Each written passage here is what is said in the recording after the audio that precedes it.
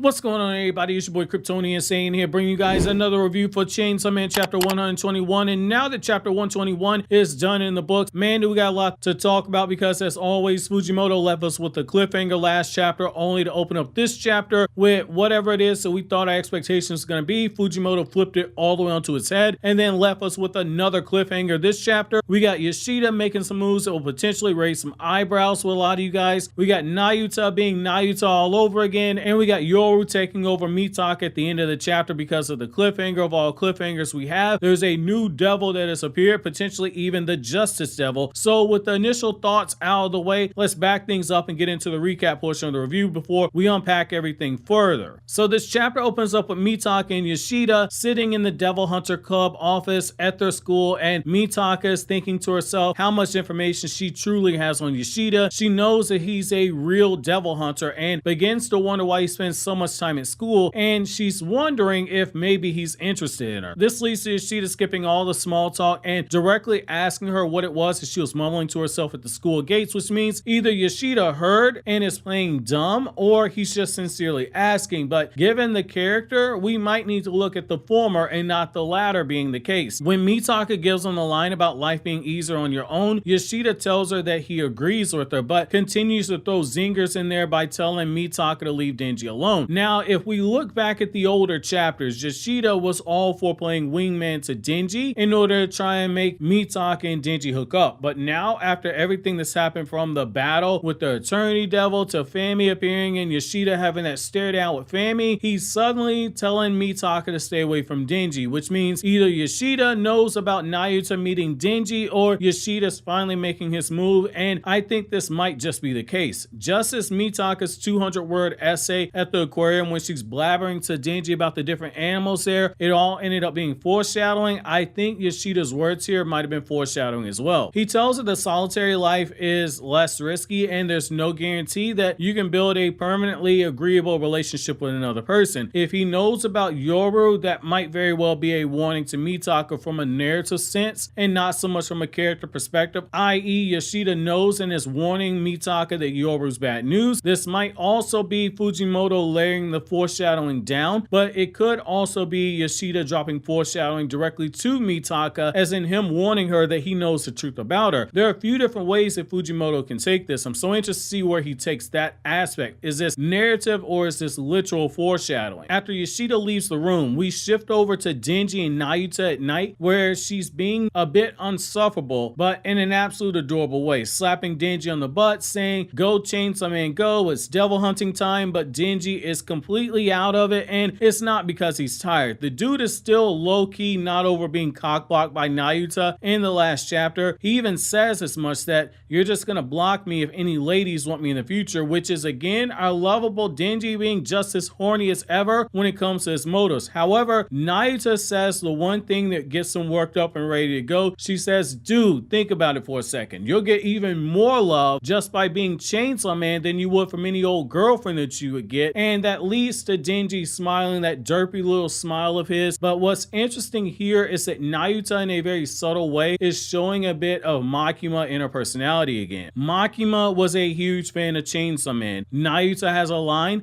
that Denji would get more love being Chainsaw Man than he was seeking out romance. I don't think that's by mistake here. I think this was both to have Fujimoto show some of those adorable Denji and Nayuta moments, while again dropping the baby breadcrumbs for the future plot points that this is gonna go down with Nayuta later on. She's a Chekhov's gun that won't go off right now. It won't go off for a good while now, but when it finally does happen, we're going to look back and we're going to see all the foreshadowing and how everything was funneling together to the very moment where Nayuta becomes whatever it is she's going to become in this story, just like we did when Makima got control over Denji and she killed off power. After you get over the shock of what's happening, you realize that all the signs are there. The story then shifts over to Mitaka having a bit of a pity party as to where she is, and she's talking about how whenever she thinks that a boy is into her, the same boy ends up turning turning her down, and we see more of the layers with her character that build on what we already know. Beneath that sometimes crass and snarky persona that she puts on, Mitaka is just someone who wants that human connection. Not just friends like Yuko, but she also wants a boyfriend, which makes you wonder if she and Denji had met in another life and under different circumstances, would they have ended up together? Because after everything that's happened so far, I can't see this ending well if you ship the two of them together. Eventually, Yoru has had enough of the pity party, and she tells Mitaka that she's being too hard on herself, and after Mitaka says that she might have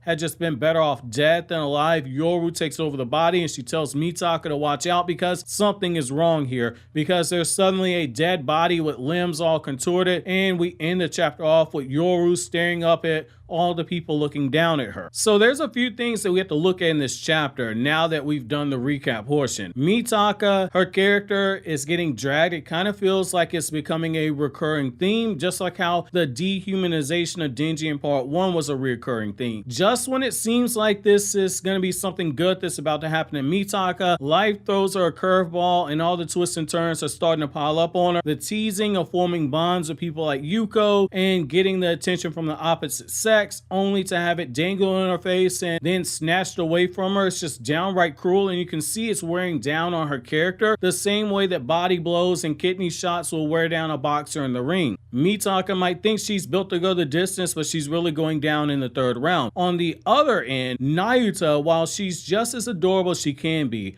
Denji knows that she's never going to let Denji the human have a normal human relationship. But Chainsaw Man, that's a different story, or rather that's the direction it looks like things are heading. Like, Nayuta might want to keep Denji to herself, but she's also a fan of the Chainsaw Man, just like Makima, which almost makes you think, is she more in love with Chainsaw Man than Denji? God, if Nayuta ends up becoming that Drake meme from a few years ago where he's putting his hands up like nope to that one thing, but then he's going like yeah to the thing he wants. If this is how Nayuta ends up, she's basically like Denji the human life, no, but Denji the Chainsaw Man, yes. I'm gonna be absolutely heartbroken because Denji can't win if that's the case. First he had to deal with this with Makima, now he's having to deal with this again with the reincarnation. We'll have to keep our eyes on this going forward because she might just be gaslighting a guy, or she might literally be going back and forth between becoming another Makima or being a sweetheart. Like I said before, when you look at the room and you see this stuff like the plant where most of the plant's dying but part of it is reaching towards the light, I really feel like Nayuta right now, she can go one way or the other, but we're seeing something that really reeks of Makima here.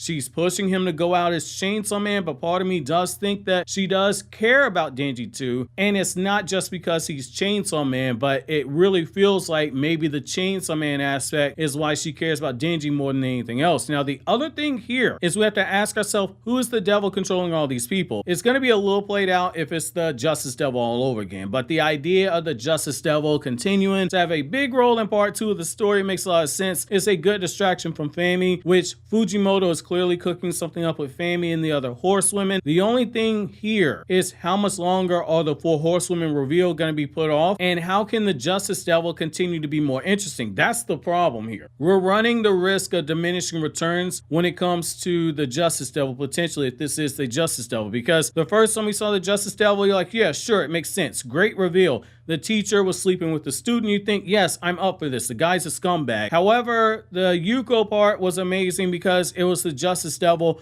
on a more personal level, with Yuko being Mitaka's friend, but I'm not sure how you top what we got with that right there. And that's actually my question to you guys. If this is the Justice Devil, how can Fujimoto top what he's done in the past? While you think that over, click here to watch these other Chainsaw Man videos you see on the screen.